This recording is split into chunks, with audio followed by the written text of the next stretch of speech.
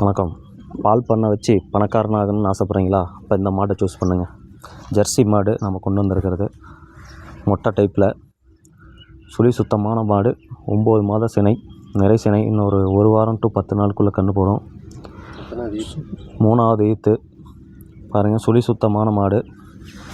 மாடு வந்து பார்த்திங்கன்னா நல்லா அருமையான குணம். யார் வேணால் பால் கறக்கலாம், யார் வேணால் மாடு பிடிக்கலாம்.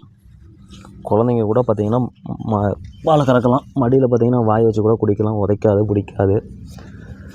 நேரம் பார்த்திங்கன்னா 15 லிட்ரு குறையில்லாமல் கறக்கும். ஒரு நாளைக்கு 15 லிட்ரு கேரண்டி சொல்லி கொடுக்கலாம். பாருங்கள், நல்லா அருமையான குணம். ஜெர்சியில் மொட்டை டைப்பில் சுழி சுத்தமான மாடு. ஒரு நாளைக்கு 15 லிட்ரு கேரண்டி.